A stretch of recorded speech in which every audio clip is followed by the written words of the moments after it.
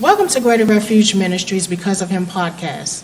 This was something that the Lord gave approximately 3 to 4 years ago. It was designed to give all the glory, honor, while sharing our experiences and the good news of the gospel across the globe. It's only because of Jesus that we live, breathe, and have our very being. Experiencing this pandemic has affected all of us in multiple ways, negative and positive. We are going to focus on the positive, stating because of Jesus, the fruition of multiple ideas and streaming platforms are at our fingertips. Greater Refuge Ministries is a community-minded church under the leadership of Senior Pastor Apostle Devon Moore. Our podcast will air weekly every Sunday. Greater Refuge Ministries Incorporated is located at 9510 Piscataway Road in Clinton, Maryland, 20735. We now have joining us today Apostle Devon Moore, who is the Senior Pastor of Greater Refuge Ministries, also Overseer Selena Johnson, and I am your host, Benita Johnson. Will there be another? What steps do y'all take when you feeling overwhelmed with different situations in your life? What steps do y'all take?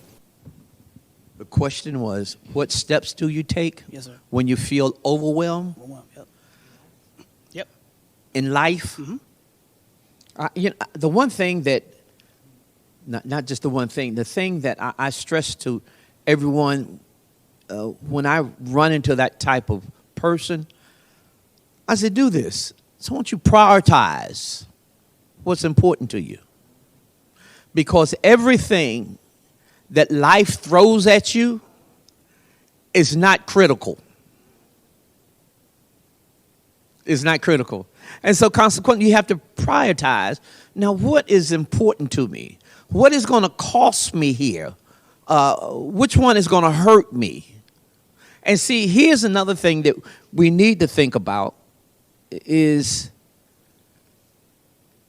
stop thinking about other people and think about yourself, because you can't help other people until you first help yourself.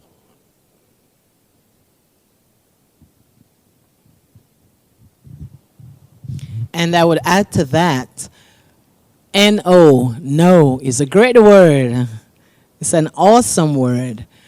One step further than prioritizing is saying, okay, what do I need to say yes to? What do I need to say no to?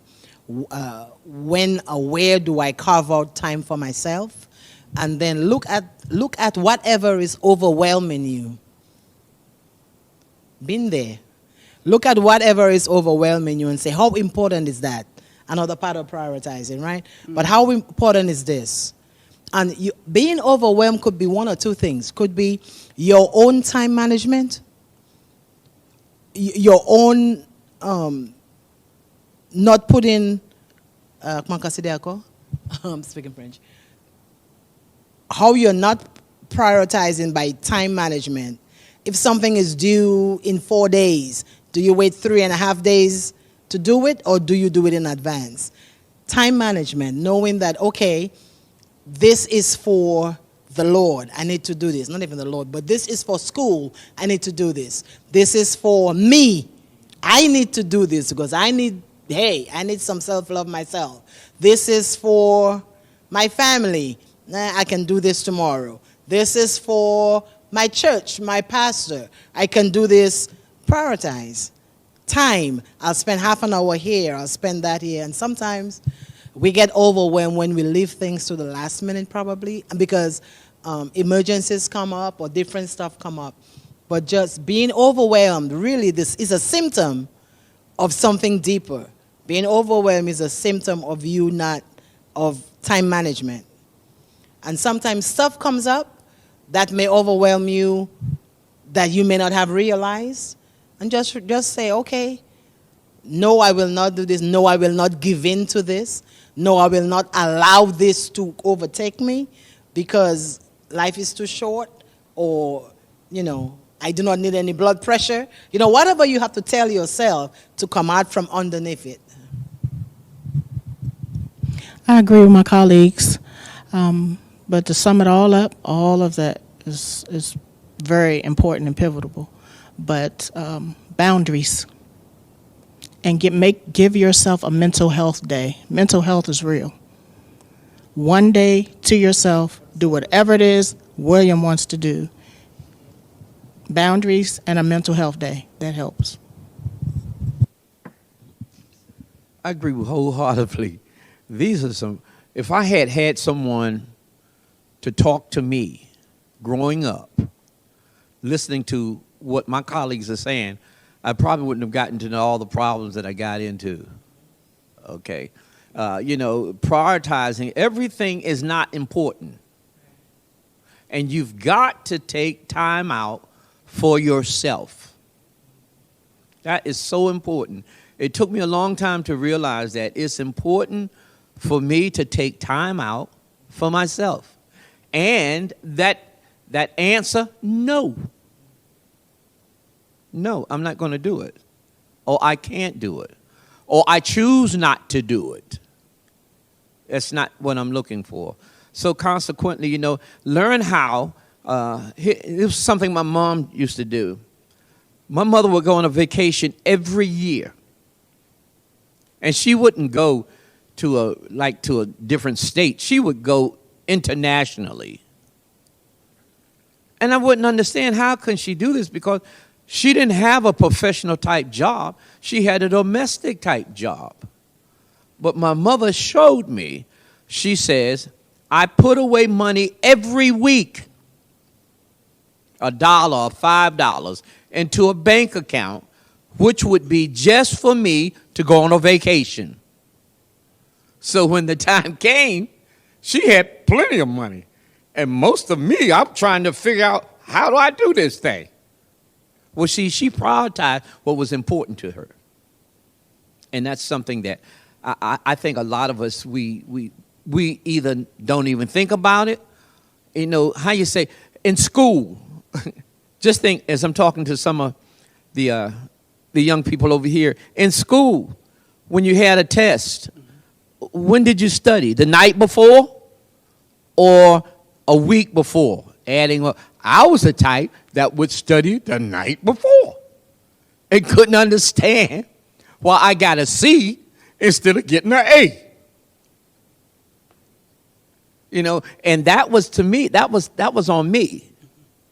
That was on me. So consequently, even with life, you say to yourself, is this important? Do I have to do this today? And if the truth be told, a lot of things we do really don't mean anything. And one more thing. My church, we did a study on a leadership book, The 7 Signs of a Good Leader. And one of the things that the author said to do was every day carve out some time to think.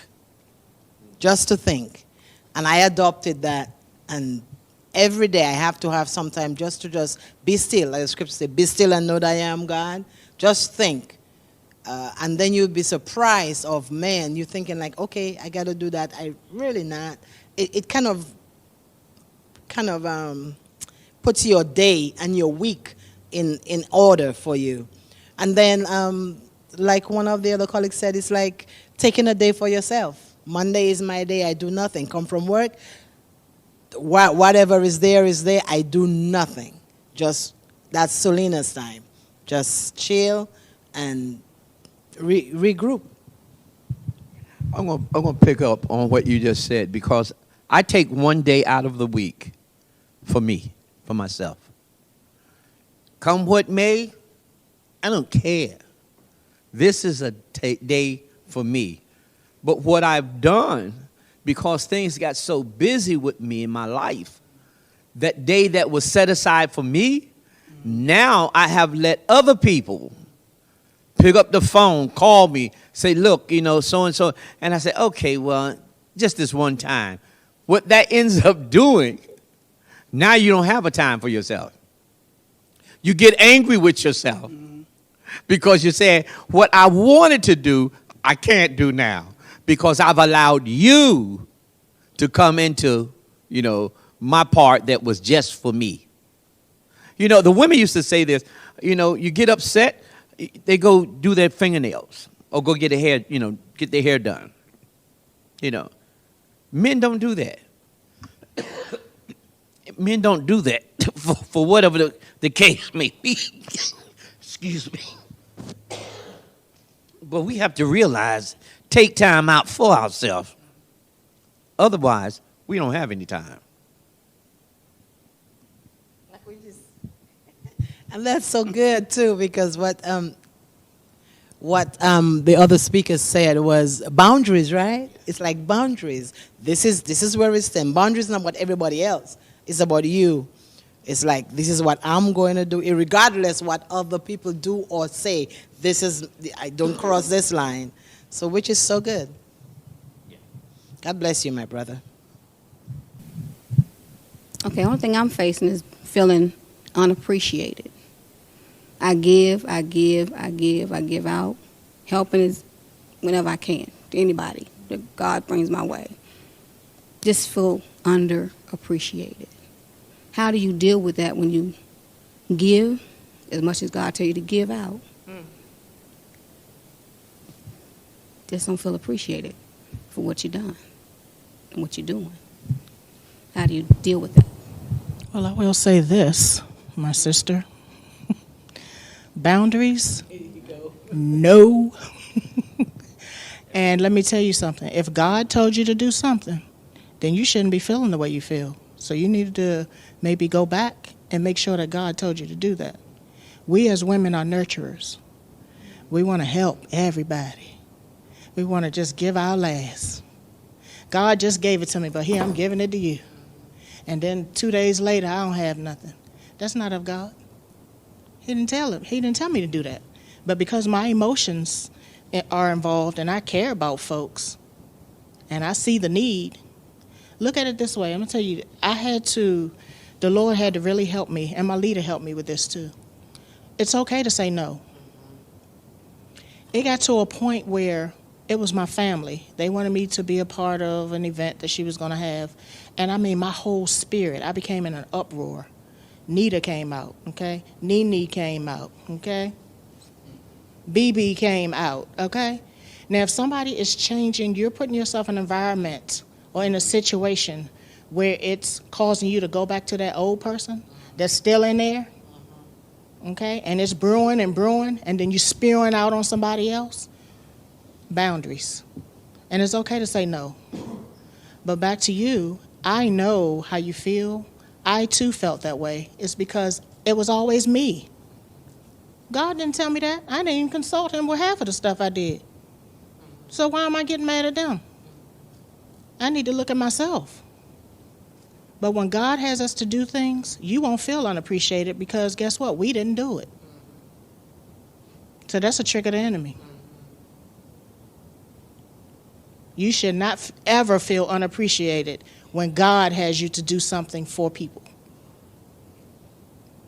So just think about that. Think about that. And I had to really see it because it's the little things. Mm-hmm. He seeps in just that easy.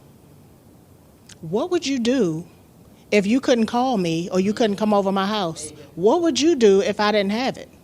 Stop trying to play on my emotions and use me, making me feel like I'm the last resort. If I get sat out today or tomorrow, I'll lose everything. Those people that's coming to you that you're helping and that you feel unappreciative about, where they going to be? Doing whatever they were doing. They're just going to go to the next person. So just before you move, before you do anything else to help anyone, think about it. If you don't truly hear or you're unsure, let me tell you another thing, another telltale sign. You don't even have to be prayed up. If you have to second guess something that you're going to do for somebody, that's not of God. You know, I want to say this. Very, very good, my colleague. But a lot of times, God gets blamed for a lot of things that happen that he has nothing to do with. You know, when we got saved, when we decided to give our life to the Lord, then we want to, we want to do for everybody. And we just wouldn't say no. Okay? We got to come to a realization, says, you know what? This ain't God. And there's a scripture that I often tell people, Proverbs 3, 5, and 6. You know, I'm going to trust you, God. If I trust you, that means that there's something that you got to do. But I've got to first trust you. And if I trust you, you're going to direct my path. And see, a lot of times people say, well, I didn't hear from God, so it must have been that I'm supposed to do it. No, you heard. It's yea and amen. You heard, but you just chose to do what you wanted to do. Okay? And people will use you until they use you up. And then you get upset with them. And you shouldn't get upset with them. You should look at that mirror and get upset with yourself. All right? As my colleague said, boundaries. Boundaries. You know, when you look at your own self, you know, how God has blessed you and your children. You know, you've never gone without. You've always had shelter, you know, to the point that either you're taking care of your grandchildren and your great-grand and all that good stuff. But what are you doing for yourself? And when you really think of it, so I'm not doing anything for myself. I'm just taking care. That's not God. You got to have time for yourself. And I believe that if your children, if you had to sit down and tell them, I have been doing this, I have been doing that, I've done this to assist you. Now, what have you done for me? Well, I've been taking you places. That's what you're supposed to do. Now, let's get down to the brass tacks, as my mother would say. What else have you done for me? I brought you life. I've taken care of your children. I've reared your children. I've done this, I've done that. What have you done for me? Because as we get older, we can't reverse that clock. And you know what? Here's the sad part about it, is that when you confront someone that's not being appreciative to you, and if you throw that at them, they'll say, you should have told me this a long time ago. But what you were doing, you were thinking about their feelings. Once again, not thinking about yours. So what my colleagues is talking about, you know, she keep throwing this thing out, what they call boundaries. And I don't care who you are, you got to have boundaries. You got to have boundaries. I'm not doing this. And you can say it in a peaceful, nice way. No. I'm not doing that. And I guarantee you, after about the first or second time, after that, you'll be able to sleep well. Because you have a good sleep. Not only will you be able to sleep well, but you'll realize when you've enforced your boundaries and you said no, whomever you said no to is going to find another way to do what you would have done in the first place. And so just two things that I just wanted to bring up is we have to look at ourselves. When we come to know the Lord, especially if we're in a church, we're born again, we are spirit-filled, especially if we are spirit-filled, then we need to know who we are. Are we a people pleaser? Am I just pleasing people? I really don't want to do it, but just to get you out of my back or to make myself more pleasing to you, I'll do it. That's a real thing. People pleasing. That's a real trait. And you got to say, okay, am I that person? So I really have to adopt some lines I can't cross. And I really have to start saying no and stop pleasing people and please God. And then the second thing I wanted to bring up was enabling.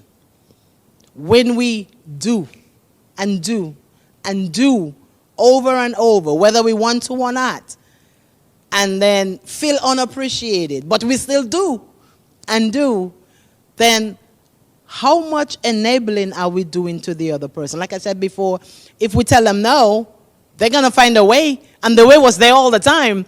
They just didn't choose that way because you were the convenient person to do it. So think of, am I enabling them?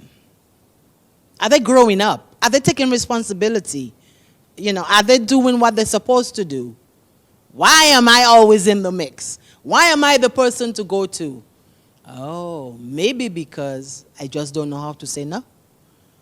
We had to look at ourselves and see, what am I doing right? What am I doing wrong? Take responsibility and then change it. One more thing while you're right there. A person or persons can only do to us what we allow them to do. Go ahead. There's something else while I was listening to my colleague talk about it. I'm free-hearted. I do whatever I can for people, okay? A good example was this.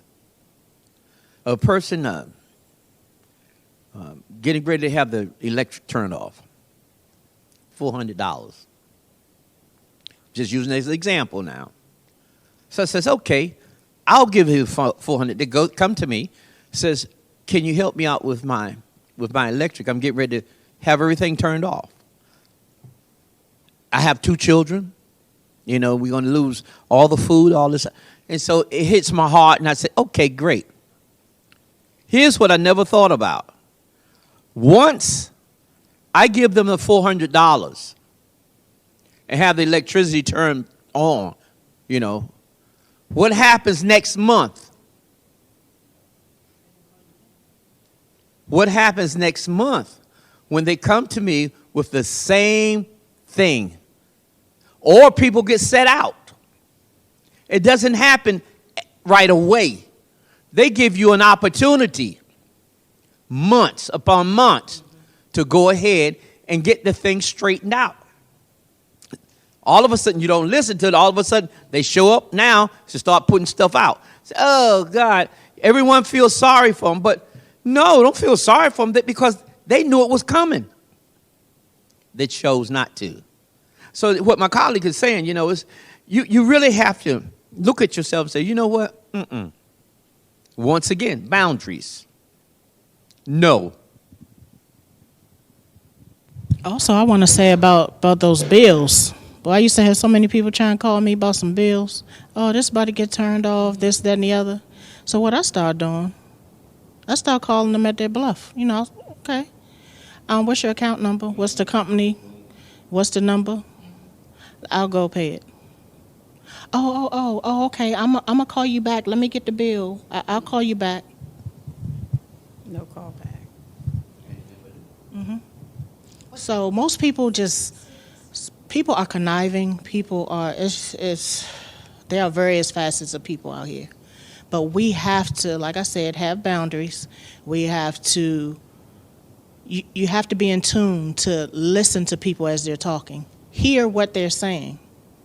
Hear them talking, but decipher what they're not telling you, okay? Because they're not going to tell you the whole truth, okay? Never, okay? But you, woman, sister, you have to take care of yourself. No boundaries, and make you a mental health day. You need that. There's a theme. I kept telling myself, there's a theme of how do I take care of myself? How do I say no? And all the answers for everyone coming in is the same. It's the same if you all realize it. There's a theme, and this is, to me, this is so serious. So serious because we're sometimes putting out for everybody else and not even giving God half of that. Or putting out for everybody else, blaming God. God told me to do that. You know, and God gets a bad rap, and then that put bitterness in our heart, and our relationship with Him gets mildewed because of what we're not doing. So this is so very serious. Sounds, I couldn't help, but it's the same answer, pretty much, for everything that we are facing.